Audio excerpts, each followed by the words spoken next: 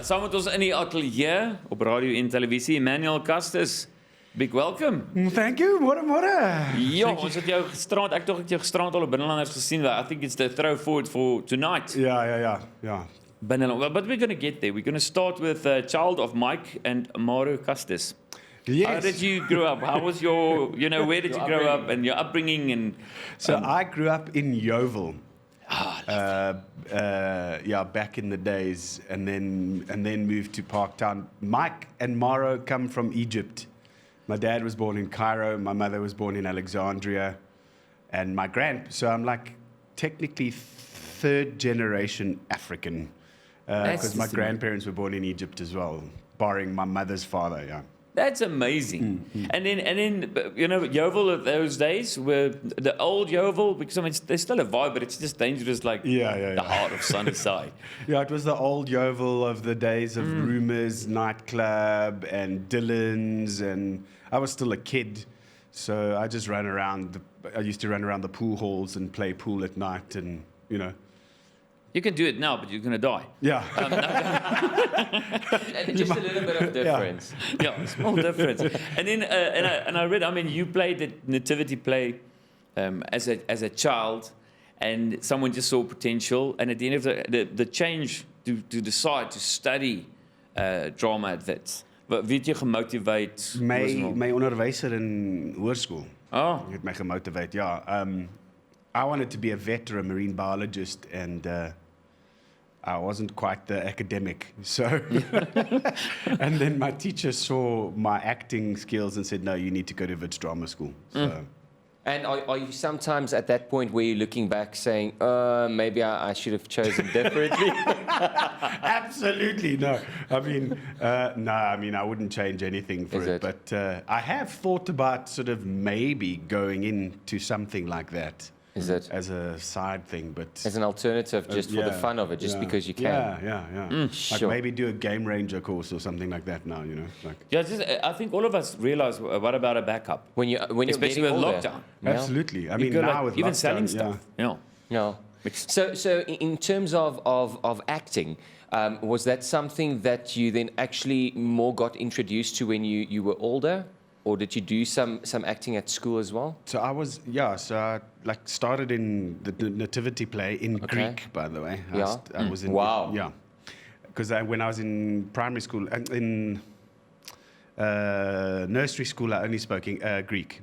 So then in high school, I sort of revisited the plays. I was a football player at school, and sports guy. Yeah, I was a sports guy in primary school, and then in high school, I kind of started doing high school plays again, and that's when it started growing again, and the rest is history.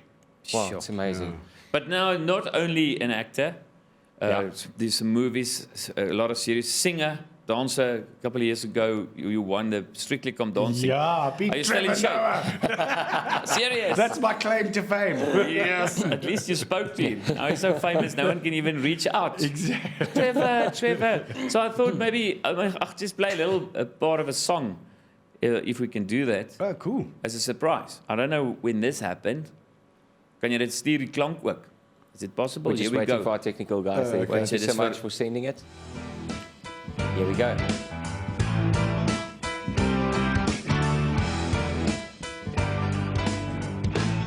Ek sê vir julle sê, dit 'n kort stukkie. I live in a town of fallen angels.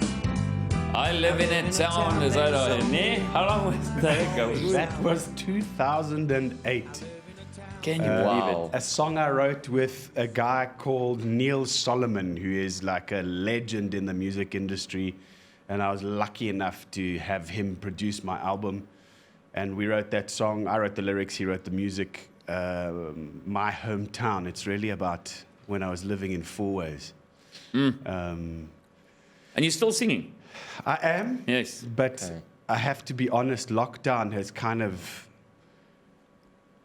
crunched the creativity, and there's a lot of people who aren't, most of the live events are gone, so it's it's really difficult to be motivated to to sing, and I mean, I haven't picked up my guitar for about a month. Yes. Well, So yeah. Talking about motivation, what actually stimulates your creativity overall?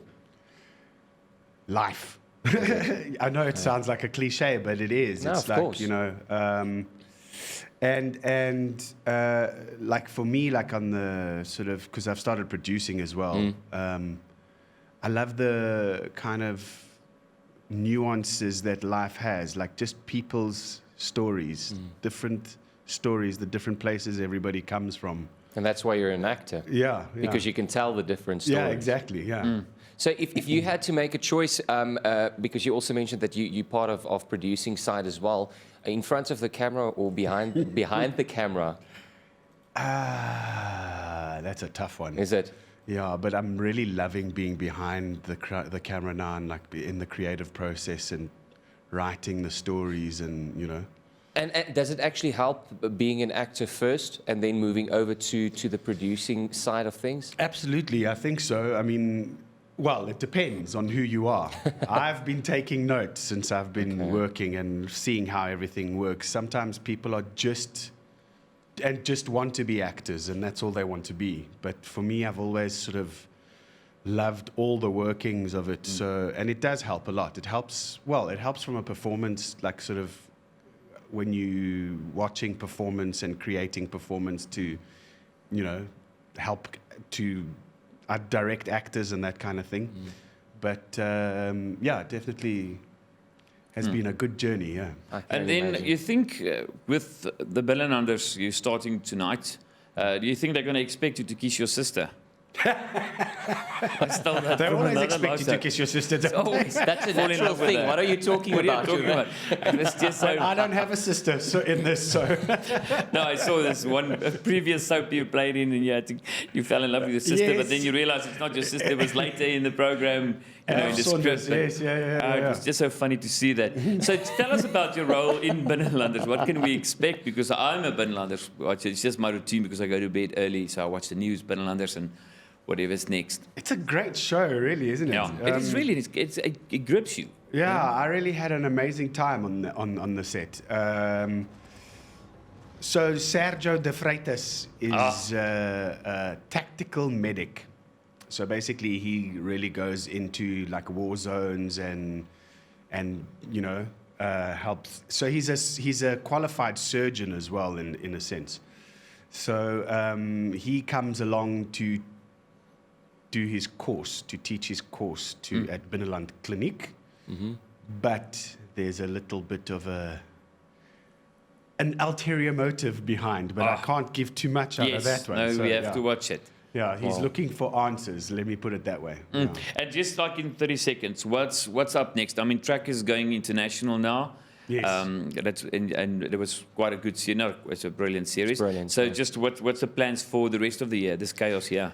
Well, I'm actually, yeah, so Track is opened in Australia on Friday, actually. Okay. So there's a show that we're waiting to start shooting again. It had to shut down because there was a bit of COVID. It's a show on BET. I can't say what it is yet. It's a telenovela. And just developing certain series, and we're at the pitching. We've pitched to CakeNet one, we've pitched to Mnet, we've pitched to Showmax. So let's see what happens. Hopefully, one of those hits. So yeah, it's a lot on the developmental phase. Amazing. And, yeah. Yes. So just before you leave, just sanitize because you touched your right eye about 3 times.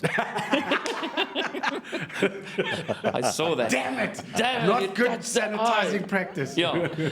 Thank you for the All the trouble best. coming, visiting for us having me. all the Thank way you. from Joburg, Emmanuel, and we'll see you tonight on Binnelanders. Awesome. Bye. Everyone can't wait. Yeah. Definitely. Kom ons gaan groot.